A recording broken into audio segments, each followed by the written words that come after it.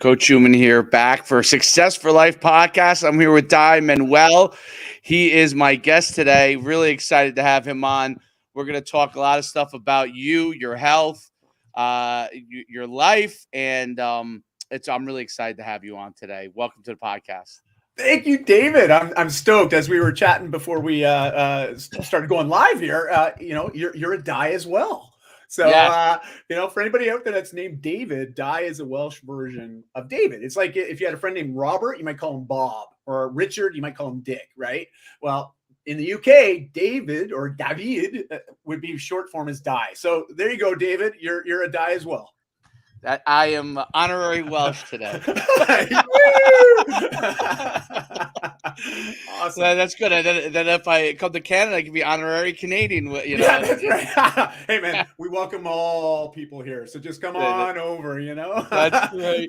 And now that it feels like the floodgates are finally starting to open again, after this last couple of years of chaos for all of us when it comes to travel and crossing borders. But I'm feeling pretty optimistic and positive that things are getting back to a new normal, but it would be awesome to host you in Vancouver anytime you come up. So hopefully you guys. That's right. You'll be able to cross the border, and thank goodness. Thank goodness for that. Well, so tell everybody a little bit about your background and what you do on a day-to-day basis. You really have come some great things from weight loss standpoint, from a health standpoint. Like to know. Just living your life standpoint. Tell everybody your background. Well, thanks, David.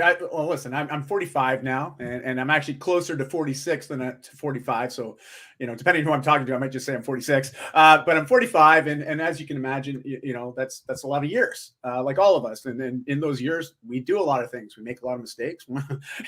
We do things that maybe if we get given an opportunity to redo, we do it differently. And so, being someone that's in the space that I am now, and after all this sort of personal development I've done over the last decade in particular, I've been able to reframe and revisit some of my past to really better understand some of those mechanisms and how it's influenced me today. And so just give you a quick overview, like I was morbidly obese as a teenager. So I didn't come from fitness naturally. Some people meet people that work in the health and wellness space. They see them and they think, whoa, you've probably always been this way. Right. Not the case. All right. Went through some big changes, transformations. And the interesting thing about that, David, and I'm sure you can relate to this, being someone that's so service orientated, I realized that me going through that transformation while focusing on myself, my own self-care, it took 20 months. Like, it was a long process, but it was worth it, but challenging.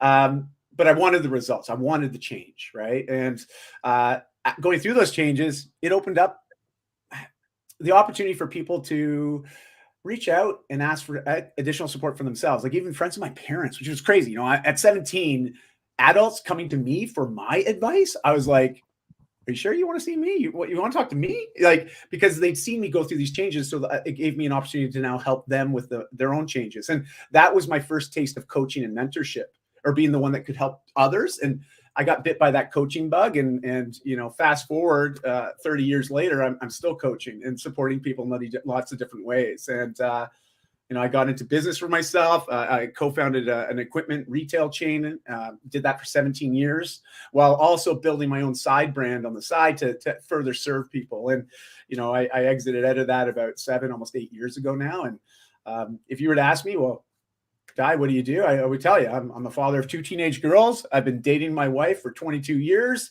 And on top of that, I'm just a person that loves to collect experiences, not things. And I think the rest will come out in the wash today, Very interesting. Okay. So that there's a lot to unpack there. So, yeah, I know. so you had a business that you exited. Mm-hmm. And now you've been coaching since you were a teenager. You started getting in shape for your own health, for your own self-esteem. What was it that really triggered you to get there? Well, so David, I'm going to be fully transparent. So those that are listening or watching this, you probably appreciate this. Again, I'm a man who identifies as a man, so just let's get that out of the way right now. So everything I'm sharing today is from my perspective, and that perspective particularly. You can imagine at 15 years of age, puberty starts to kick in. I'm feeling really a lot of low self-esteem, very depressed. I did battle with suicidal thoughts from time to time, and I really didn't like me. I didn't like myself at all, and but it got to a place where I was just like, I'm more afraid of the idea of life not getting better. You know what I mean? Like I was more afraid of the idea of me not changing than the idea of actually trying to figure out how to change. Like that was really the gist of it. And one of my biggest motivations, the external ones especially, I wanted a girlfriend. Okay, I did, David. I wanted a girlfriend. I saw my other friends, they were getting, girls were liking them. And I just felt like, man, I want some of that. I want someone to want me, and I mean, how many of us can relate to that and that feeling of not being enough? And that's what I was battling with, and to be fair, even though once I started to get healthy and get in shape and starting to feel more confident, that image and that idea still stuck with me. And it's still something I still deal with today. Like, to be perfectly honest, like it's there, but I've learned healthier ways to manage it and also work through it, not necessarily around or under or over, but just sometimes you just got to go through it, and so yeah, that's sort of a quick overview on that. But that was my motivation for making the changes. But then, it's obviously changed since then. My motivations now are really to have not only longevity to look forward to, but longevity with vitality. And I think that's the critical piece that sometimes we're missing. We think about living a long life, but it's like, well, how do you want to be living that long life? How do you want to be showing up? What kind of people do you want to be encountering and engaging with? Like, what kind of grandparent or maybe great grandparent do you want to be, right? And so all those questions really became a focus for me over the last 5 years as I entered into my 40s. And I think that's quite common for people as they sort of hit that 40, late 30s, early 40s. We start thinking about the second half of life, Mm-hmm. And I'm definitely not immune to that. And it was something that was a big focus of mine, just because, again, trying to reevaluate, well, what's important to me? What's not important to me? What are the non-negotiables? What aren't the non-negotiables? And anyways, so I digress and I go off tangent sometimes, David. So you just recognize every once in a while I'm like that dog in Up, squirrel. So anyways, I hope that. Yeah, no, it's so that's interesting. So really in order to get yourself in a situation where you felt better about yourself, self-esteem, to get a date, and to get girls, which completely understand. So as someone who comes kind of from that realm where you felt like you had to overcome things that you were getting your own way about, how do you continue to work on your how do you help people continue to work on their self-esteem? And the reason why I say it, like for me, it was always, I was an athlete. I was very successful there. I was a good student. I had a lot of success. My things that I had to overcome had to do more with my family background than it had to do with self-confidence. So it would be, getting past how I handle relationships, right? Because I didn't come from, came from a broken home, right? So it wasn't the self-image, but it was, how do I deal with other people correctly? How do I manage my interactions with them?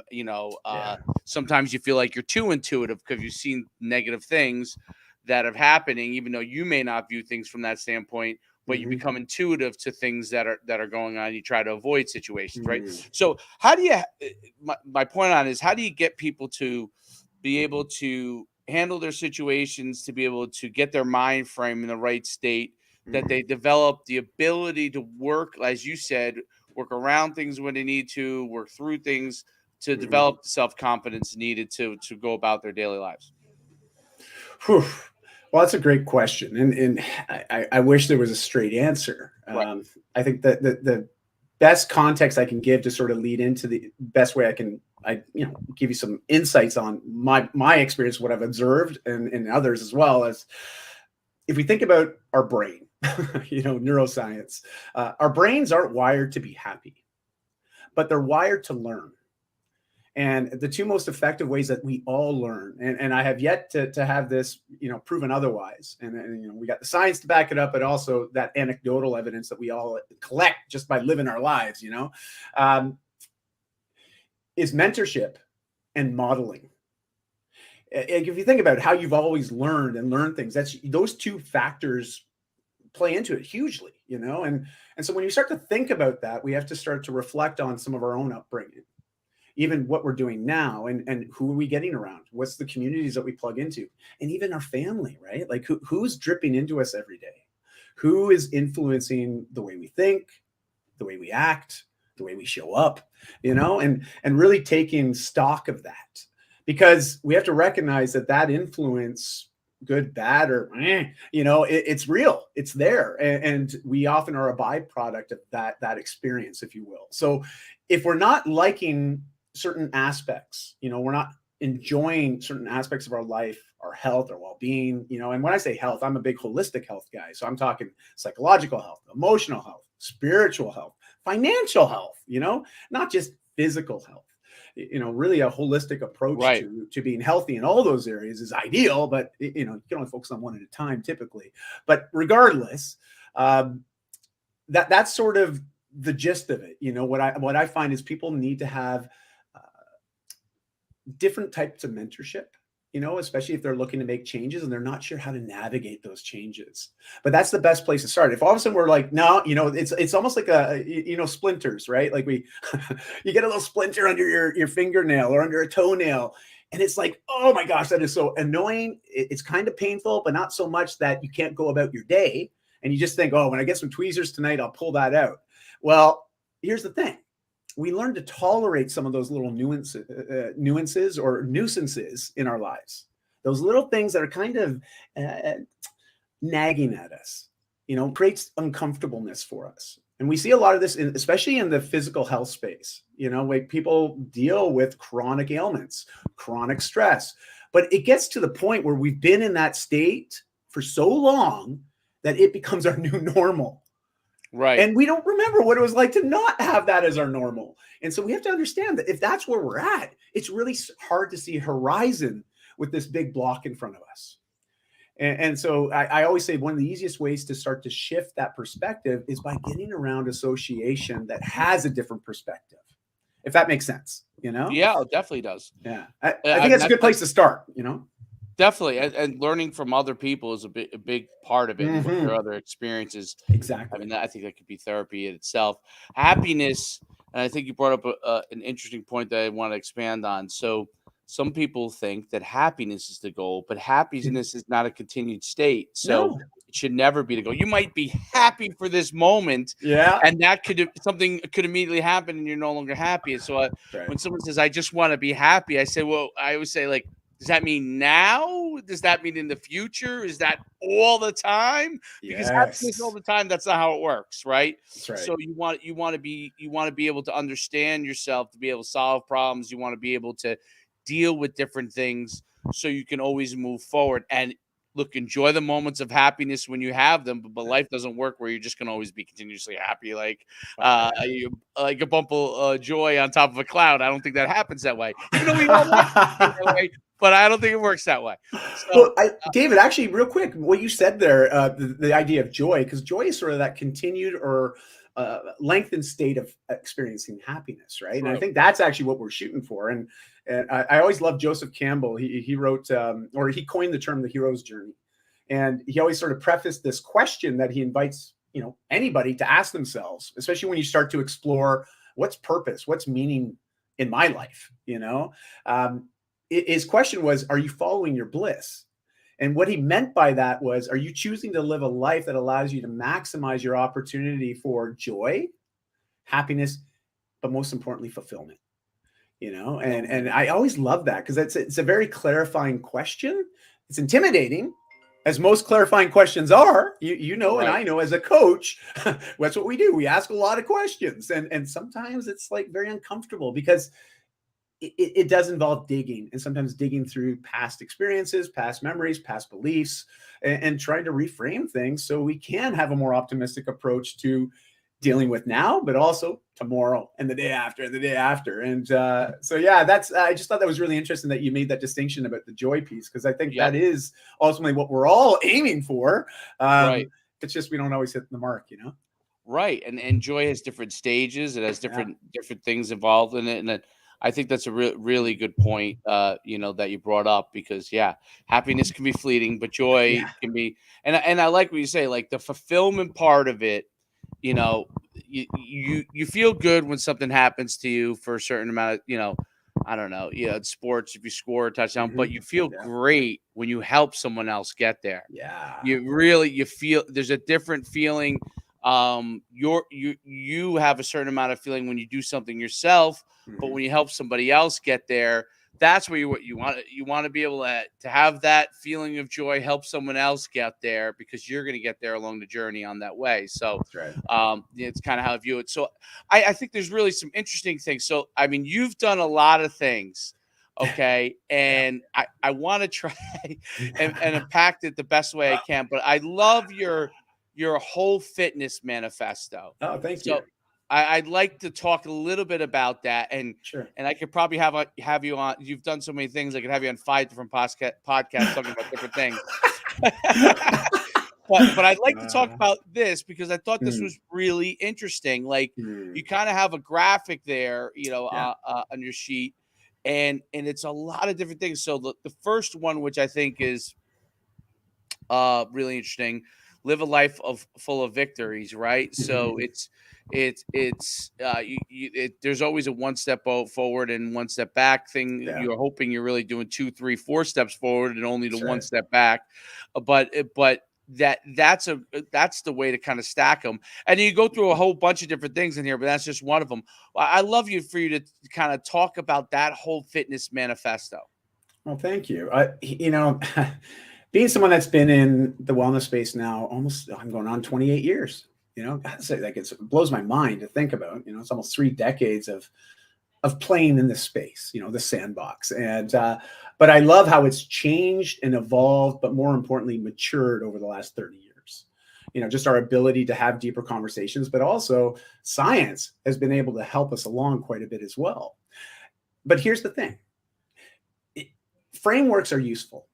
Protocols, a roadmap, if you will, is helpful, because I think a lot of us get caught up in the idea of trying to figure out what to do or how to do it.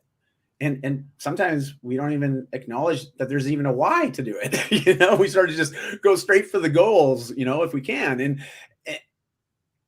And sometimes that can be good to get started, but it's not always great to sustain. And because we only have so much commitment or determination when we start something, and that energy is fleeting. And if we don't start to see some results, well, it's easy to quit. It's easy to say, oh, this didn't work. See, I told you, I knew I was going to fail before I even began. We do have that ability to validate some of those underlying beliefs, and we seek the proof, to validate it. And so if we have a history of trying programs or losing weight and then gaining it all back, there's an underlying belief that is just the way we are. And so that can also influence our new commitments to make changes in the future, that underlying piece. So what I like to really acknowledge in this Whole Life Fitness Manifesto is it's a simple framework to give people some clarity, but more importantly, confidence in the what to do, the how to do it, but more importantly, help ask them questions so they can get clear on why this is important to them. Why is having a certain level of vitality and presence in your own life is so important to you? And if you can't really answer that, well, time to get to work, and so I use a simple graphic, that you're referring to the manifesto, which has some simple rules or guidelines, or let's just call them concepts, that I invite people to potentially adopt in their own life, because it is just a framework, an underlying belief system that gives us direction.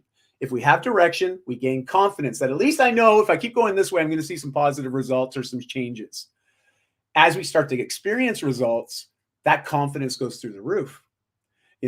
And the cool thing is, when you start to feel confident that the things that we're doing are actually having a positive benefit and a shift on us, ultimately getting results, whoa, procrastination starts to fall to the wayside. because one of the biggest reasons we all procrastinate, if you really think about it, is because we're not clear, nor are we confident on what the heck we're doing or why we're doing it. And so by having a framework, it kind of gives people that leg up to get started. But here's the thing, David, I invite people to create their own. And there's a graphic that I use because I'm a big fan of metaphors or similes in explaining complex ideas into simple ones. I invite people that are listening or watching this, imagine that your life was a house. And I'm going to go back to grade school, the way I used to draw a house, a square with a triangle on top of it, right? On the ground. It's very basic here. But here's the idea. There's 4 walls, there's a roof, and there's a foundation. Now, if you were to be the architect for your own life and be truly a lifestyle design, you have to think about what does each wall represent and what is the roof, but more importantly, what foundation are you building your life? I like alliteration, hence the 5 F's, So one wall's fitness, one's family, one's faith, one's finances. The roof is overarching. It's called fun. And the foundation is health. Health first, and that can be mental health, physical health, just health, because we can argue if we don't have health, it's pretty hard to build anything. As far as our life is concerned, if we're constantly being dragged back into certain concerns or limitations, roadblocks due to our lifestyle choices, but more importantly, how that's affecting our health. And so that's sort of the framework. But I invite everybody, draw one of these houses. What are the values that are most important to you? You don't have to use my F's. Maybe you have your own. Maybe they're not F's at all. But I invite you to start to get clear on what your core values are, because once you have clarity on that, it becomes a filtering mechanism through which you can make quick decisions and determine, this is in alignment with what I want and who I want to be and how I want to show up. This is not. Yes, no. Get rid of the gray zone in the middle, right? That doesn't help anybody. Maybe, that's just another form of procrastination, in my opinion. It's the delaying of making a commitment.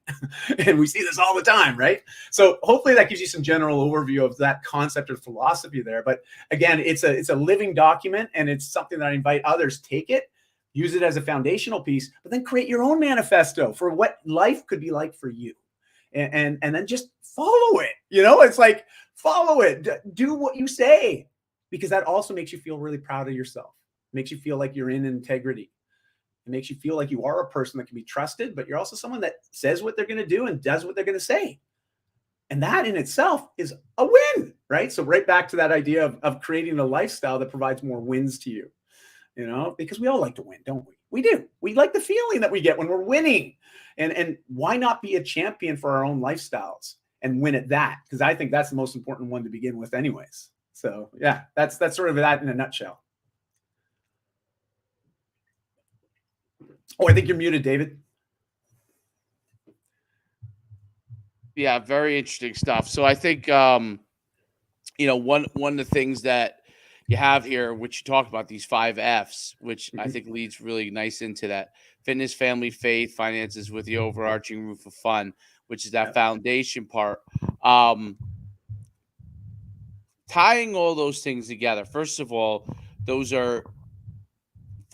4 things: fitness, family, faith, and finances, all require some level of time consumption. Yeah, right. And how do you teach people to balance their time so they can maximize, everything, so they have that foundation?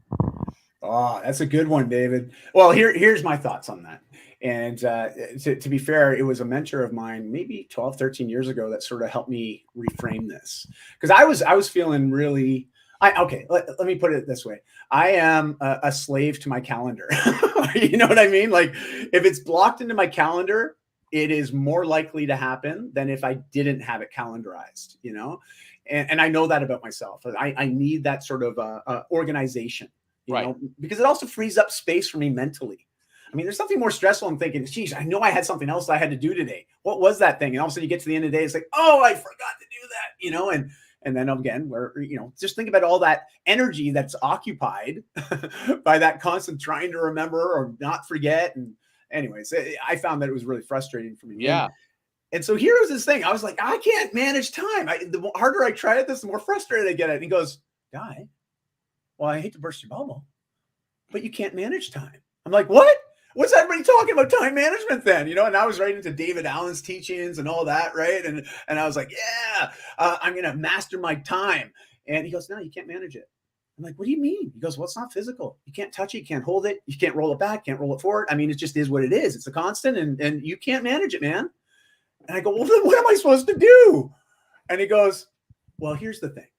You can manage your commitments. Wow. And that was the turning point where all of a sudden I started looking at time as being commitments of time. So time blocking is one of my favorite exercises. It's where I get everybody started. It's learning how to take control of your calendar. But also, I like to do one extra step where, just as an example, so we have the 5 S I just shared about. Family, faith, finances, right? Family, all that good stuff. I use color codes. Okay, different blocks. So just take a Google Calendar as an example. It's great. I'll plan out. I have client conversations. They're a certain color. I have my family commitments. They're a certain color. I then also have my fitness or self-care commitments. Every day I've got one of those. Those are also another color. And so as I have these different areas or pockets of my life and the things that I do or how I'm committing my time, when I look at my calendar and at the week that I had or looking at the week that's coming, I want to make sure that family's got a lot of color represented on my calendar.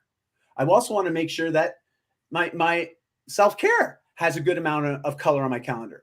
Because as soon as you start to see disparity or a really over-exaggerated commitment to certain colors, like let's just say our work color, like I know my client calls and certain work things that I have to do for my business are a certain color. And if all of a sudden that's like 80% of my calendar, I know that week is not going to be a good week for me. I know it's going to deplete me. It's going to make me feel, unrested and probably frustrated or stressed because I don't have anything to offset or to really focus on the recovery and the rejuvenation. And so that is the biggest thing I can ask people to do when it comes to trying to manage time is forget managing your time, manage your commitments and how you're planning to use your time and then get into time blocking. And I know it's tough for people that don't do this practice to start with it. Be diligent. Just trust the process because it works. It might feel foreign, like most things are when we start something new. It does feel that way. It feels different, feels weird, feels, I don't know. Just trust it. Because after you get through this and you start to really take hold of that, it will change everything. And I'm not sure, David, do you have a similar strategy for yourself? Well, I like to say as far as what I try to do is I try to go like a simple approach. What do I have to get done each day, right? Yeah. What is necessary? What is it I'd like to have done? I literally write it down. Nice. And I just finished a book. It hasn't been published yet, but I just finished a book where I kind of articulate that. Congrats. And because I found that I was terrible at putting things in my phone, terrible at putting things on the calendar there. But I always write things down. And I would write down, okay, I need to get this stuff done today. Boom, boom, boom. And at the end of the day, if I got those things done, I found that I was getting the majority of those things done, the stuff that I wrote down, because it got etched in my brain throughout the day that I had to kind of take care of those things. I would say like everyone has a different approach that works for you. You need to figure out what works for you. That's the most important thing because everyone's different. I juggle a lot of different things, as do you. But you might have a different way of perceiving the way to manage the time and your activities, right? So That's right. without letting the day get away from me. So I do that. And if I don't have anything pressing, then I don't write anything down. I use a calendar, right? Because I use, like, for example, the podcast, right? Yes. Everything goes in there. It has to text me. It has to email me. If the system does not do that, I'm not showing up just because I'll forget. When I first started I started, I think maybe it's like 5-6 years ago now.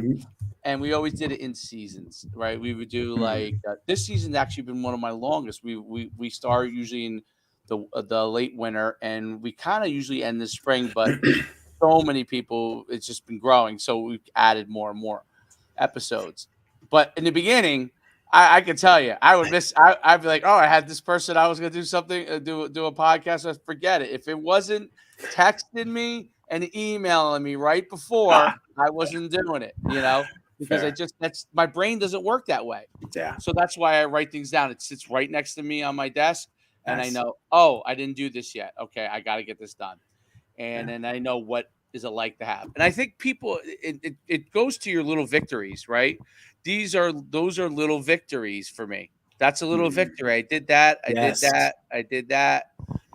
I do this with my son, right? He plays a lot of different sports. He's a young kid. He's 7 years old. But Awesome. when we go and if I go and play a sport, I say, hey, we're gonna go play basketball. He wants to play a game, as most kids do, right? He wants to play a game versus me or whoever. But I say, okay, I always want him to work some skills, right? But how do I get that done? Because a kid wants to play a game. He doesn't want to work skills. That's right. I mean, so I say, okay, listen, let's get 100 dribbles with the right, 100 dribbles with the left, you're done. Like, that's it. And each day that we do it, we focus on one thing that we can get done. All right, did you get your 10 layups on the right, 10 layups on the left? You did that? Yeah. Good. So he could check mark off things for himself, which builds confidence, where it goes to your Yes. thing about building confidence. He knows, you know what? I love to play a game. And if I do these few things, doesn't take me long. I always say this will take you 15 minutes and then we could play games for hours if you want, but he gets those 15 minutes in and he does those things. He checks those boxes for himself. And he knows when now he goes to play an actual game when he's on his team, he's done the things that he needs to do, and he's very confident when he goes and plays. If he doesn't do it, I've seen the difference in a game. Yeah. And it's just about doing your best, but because you prepared to do your best. Yes. You can't do your best if you haven't done any preparation, right? So, and as a coach, I've coached sports for so long. That's one of the things, like a kid will say to me, I did my best. And that's exactly what you should do. You're trying to do your best. But the question always is, yes, you did your best out here. Now the question is, are you doing all the things in preparation to give you an opportunity to do your best? Yes. An opportunity to do your best. It's if you don't prepare, you don't give yourself an opportunity to do your best. You could go out there without any preparation and not play that well, and come off and say, I did my best. But yes, and that's probably true.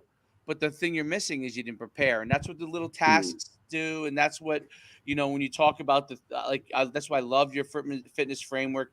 Like, you can think about the things that have to get done and oh, am I doing these things? I mean, I could talk to you all day about this stuff. Like your body weight workout guide, your positive minds, each of those things to me, in my mindset, are like check boxes of things that have to get done in order to be overall successful. That's how I look at it, right? Like, if we're going to cover the 4 F's plus your overarching thing of fun, those things, right? If you're overweight because you're eating unhealthily and not working out, which I can tell you for myself, I was an athlete. Everything I worked out for was because I played sports. The hardest thing for me was when I didn't have a sport to go to, a goal to have to work out for my own health, because what I didn't realize was I did it because I love sports, not because I valued my health. I actually didn't value my health. I valued performance.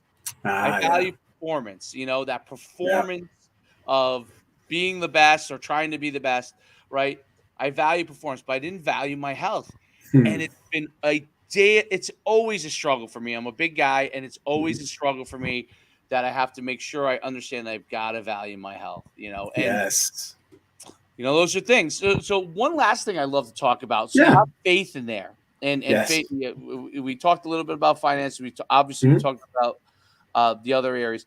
Tell me how faith plays a role in everything for you. Thanks, David. And thanks for your explanation there as well. I really appreciate that. I also love that you have a system that works for you. And my only thought on that, just to close the loop on that, is, when you're an army of one, definitely works. The only thing to keep in mind is, as you start to grow a team or an organization, there's other probably stakeholders or key people that will probably want to know what's going on in your life, your calendar. And that's what I found was, as my team started to grow, I needed to have a better system to stay organized. So they were in the know of when I could be available, when I couldn't be. And so that was where, having it not just on a paper calendar or journal, but actually having it something that was shareable to the team. And that was my only thought on that. So that's a good point. That's a great point. Yeah. Only thought. Great point. That's where Google Calendar comes. That's exactly right. And Calendar comes into play. Totally Take a look at this. Right? This is what I have open. So faith, and again, for some people, it's a denominational meaning. For some, non-denominational. Again, I don't want the term to block people. You know what I mean? Because some people, they hear the term faith, and I know walls go up. Right. And so when I wrote the book and I present this to people, I want them to have an idea of what faith or more importantly, purpose for themselves. What is that purpose in life? What is that meaning in your life? Is it faith-based? That's great if it is, because even if it's non-denominational, I still think it can be faith-based, and just as an example, like I believe in humanity. I believe in resiliency. It's in our DNA. Like it's not by chance that we have 8 billion of us across this planet. We're naturally very resilient. We can do hard stuff, and we can evolve through hard things, through hardship, through suffering. My goodness, there's lots of that in the world today. And yet, as a species, we continue to push through and persevere and get back to thriving at periods. And that's where my faith is. My faith is in this greater good. And I invite people to have something like that, and something that they can contribute to create impact, not just for themselves, but for the world, for our communities, for our families, for our friends. You can go right from the micro to the macro and back again. But having that idea of this is the easiest way I can put it. At the end of my life, whenever that day happens, I hope I'm able to reflect back and think confidently, you know what? I'm leaving this place better than it was when I got here. And that is it in a nutshell. Okay. Pardon the cliches, but that is it. Like, that is what I'm looking for as far as this faith component is. Now, please recognize I was raised and grew up in a Christian household. I still believe in a lot of those tenets. But my belief systems have morphed a bit over the years. I've recognized that there's a lot of great teachings in almost all religions, and it leads me to believe that we can learn from all of them, but we also have to learn, how does this complement the person that I'm wanting to not only be, but want to become? And where does this fit in there? So that's sort of what I mean by faith. And I've got certain clients and people in my communities, they're very devout, and that's awesome. That's what that means to them, which is absolutely correct to them. And that's why it is a very personal and subjective way of explaining faith. And that's what I invite people to do. It's like, you define it. It's almost, I always laugh at that question. What's the meaning of life? Or, people ask you, what's your meaning to life? Or what do you think the meaning of life is? I'm like, because it's a weird question, because whatever answer I give is true. It's true to me, because we actually give and define the meaning that we want in our lives. But you don't want to just define it. You actually got to show up and live it, and I think that's also where we sometimes get things crossed, so hopefully that gave you an understanding on that. Yeah, definitely. Well, I was definitely curious. I mean, I'm a Christian and I'm born again, and I firmly believe that, for me, and I try to spread it as much as I can, but I understand everyone has different things. So I'm born again, but my father is Jewish, right? So different. So that's obviously, even though we all believe in the Bible, but Christians are obviously New Testament and Old Testament.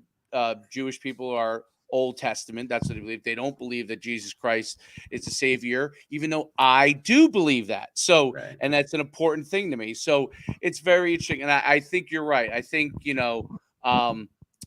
I like to live in a world where I think that Christianity is the right thing.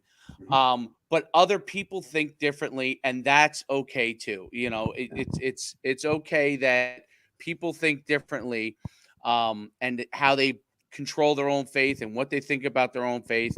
But it's just like you said. For me, I'm a Christian. That's what works for me. That's what I believe in. I believe in the Bible. I believe in a lot of the things that God preaches. But I really like how you do that, because it gives people an open invitation to work with you, and to not feel that wall that, hey, just because he's a Christian, if I'm not a Christian, I can't work with him. That's not the world we want. We want to be able to understand that people have different faiths, and even though we may believe something, the levels of what we may believe it, may be different, and that's okay too, because in the end, it is important to be able to help people along their path. And sometimes people may come towards your path, and sometimes they may go in a different direction. That's right. Love what you're doing. And I love the fact that my name is the same as yours. So that's good. I know, right? Birds of a feather flock together, right? That's it. That's it. I was going to say, there's a great song by Kids in the Hall. I don't know if you're familiar. There was a Canadian comedy troupe, and they've just all of a sudden, I do remember them. Yes. They got a song called "These Are the Days I Know." I'm going to have to find the link and send it to you, or if people are listening, go check it out on YouTube. It's The Daves I Know. It's a whole song about, because everybody knows a Dave, right? And they do this whole song, this whole number about the different Daves that they know in their lives. And it's just really funny. I always love that song, because I thought that's my theme song, so I think you would love it. I'll find the link and I'll send it to you. Yeah, that's really great. Yeah, I'm definitely going to look that up. I want to make sure everybody can find you. You really have a lot of great stuff, so I want you to be able to share that. And what's the best way for people to reach out to you? They want to get your coaching, your mentorship, work with you. Well, thank you, David. I'm a pretty easy guy to get a hold of, actually. One, because my name's so unique, I'm easy to find, if you can spell it, that is. So if you can spell Dai Manuel, you can find me on pretty much every social platform. But I'll tell you right now, I'm most active on LinkedIn, Facebook, and Instagram. So if you send me a private message through those channels, or even a public comment, please recognize I manage my own social. I'm the one that replies, nobody else.